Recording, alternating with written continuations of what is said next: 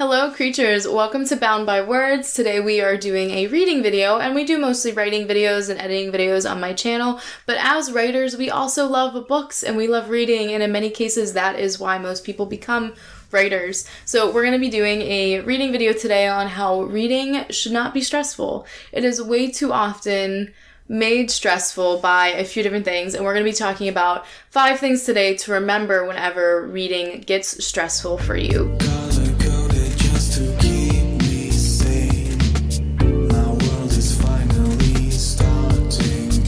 Item number 1 on the list is to remember a lot of the stress that we get from reading either comes from social media or our growing TBRs or our friends that are talking about books.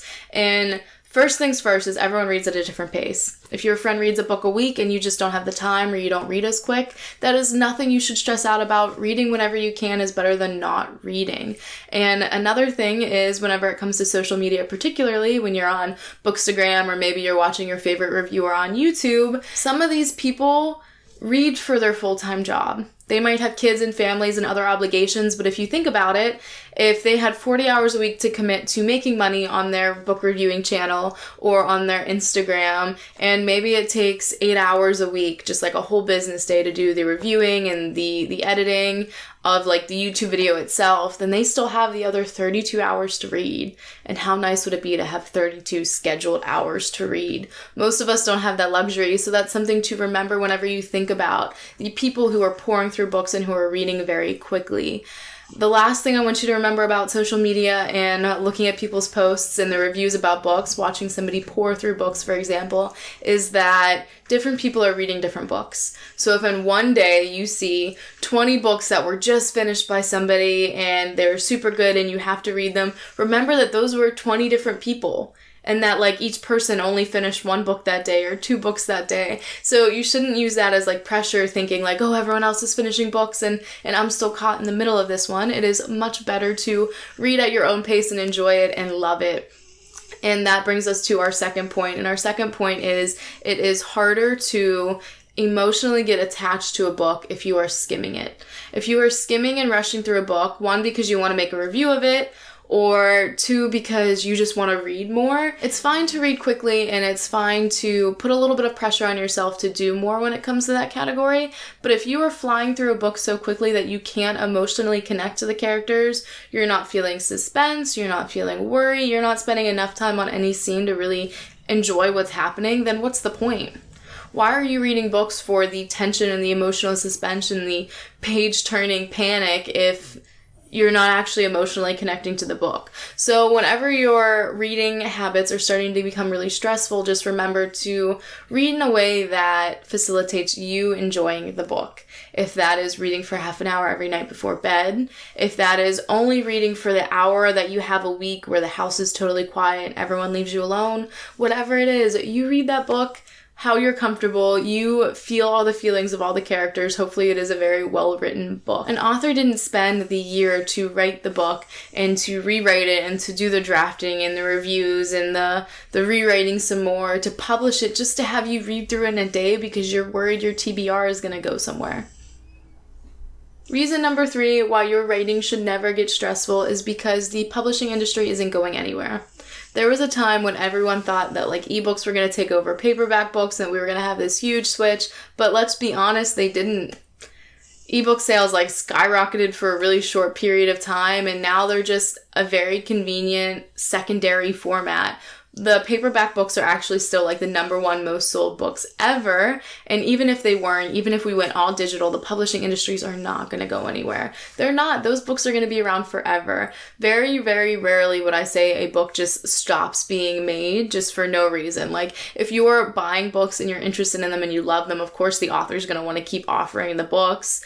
And even if they do stop making them, you have the library system and stuff like that. But I don't think there's any reason to stress out that you have to read these books by a certain time. You can read the books whenever. Read at your own speed, because the books that you want to read aren't going anywhere. They're not going to evaporate. They're not going to disappear out of the system. You will be able to find them. My recommendation in this area is if you have a bunch of books you're seeing that you like to read, make sure you have a TBR. Most avid book lovers keep a TBR, or at least have like ideas of books that they want to read next in their head.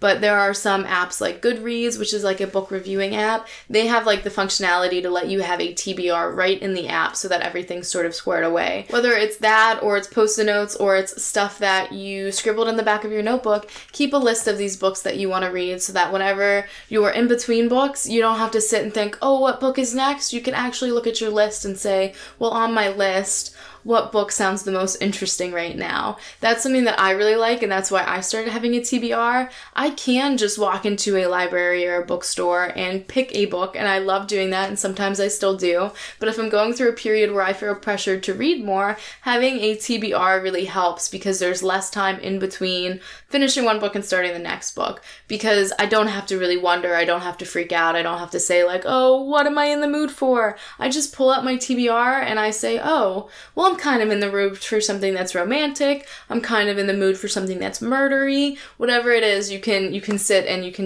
can go through all the reviews and stuff on your TBR and do that all in one place. Now, things are a little bit stressful right now with the current situation of the world. There are a lot of bookstores that are closed, and there are a lot of libraries that are closed. I know my libraries in the area are doing a curbside pickup thing, so their services are still available. You just order the books online and you come to like pick them up, and I hope that wherever you are in your area that is happening. If it is not, I have an important app that you guys have to download. It's called Overdrive. For the record, this is a US app. It might work in the UK, it might even work in some other countries. I'm not entirely sure. I do know when I was studying abroad in Japan, it did not like that, and I don't know if it's because I was in Japan or if it was because my library card was an American library card. Either one of those things could have been the problem, but it works flawlessly if you're in the country where your library card is, in my opinion. And it is an app where you can like borrow the ebooks and the audiobooks from your library. So I've been pouring through the Ember and the Ashes series on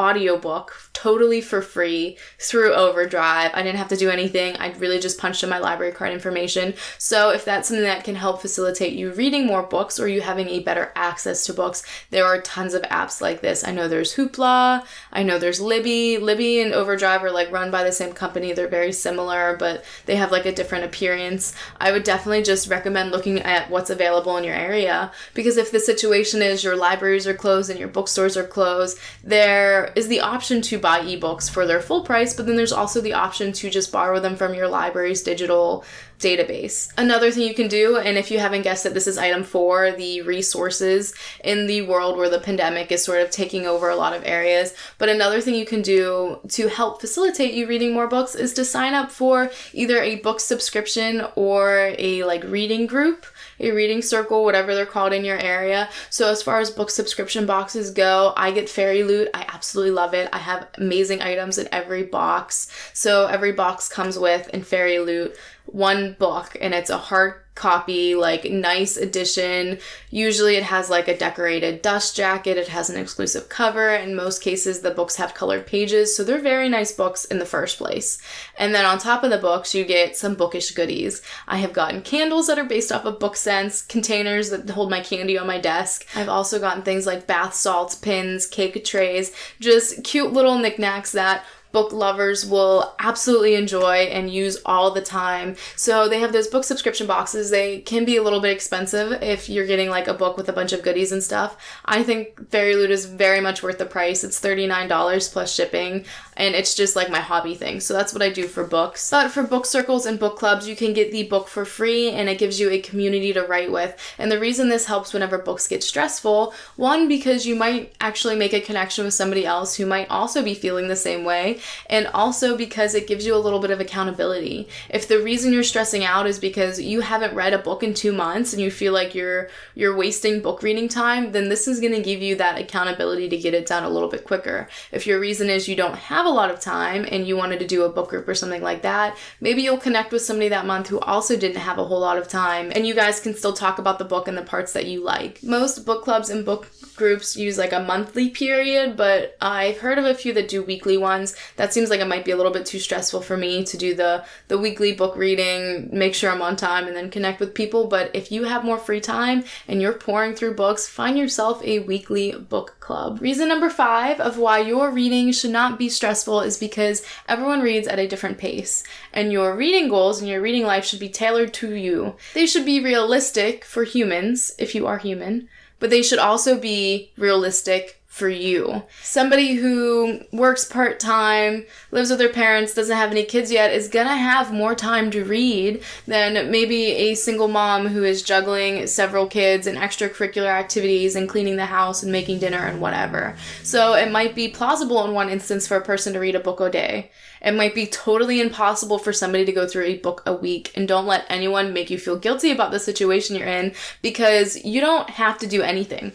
You don't have to read a book a day. You don't have to read a book a week. You don't even have to read any books. So don't let the idea of you not reading enough books stress you out. Just make sure that your reading schedule is tailored to you and it's going to benefit you in life, because what's the point of having a relaxing, enjoying hobby where you're going to fall into stories and you're going to emotionally connect with characters if you're not actually giving yourself the opportunity to enjoy it? Moral of the story, overarching point of today's video, if reading is a hobby you have picked up because you like, whether you like writing and it's like supplementary, or you just really like reading and stories, don't let anything turn your enjoyable reading time into something stressful.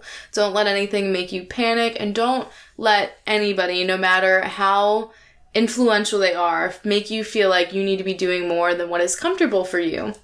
Read, enjoy it, go out into the world and share this information. Make sure you like this video, subscribe if you haven't, and hit the notification bell, because I will see you next Monday.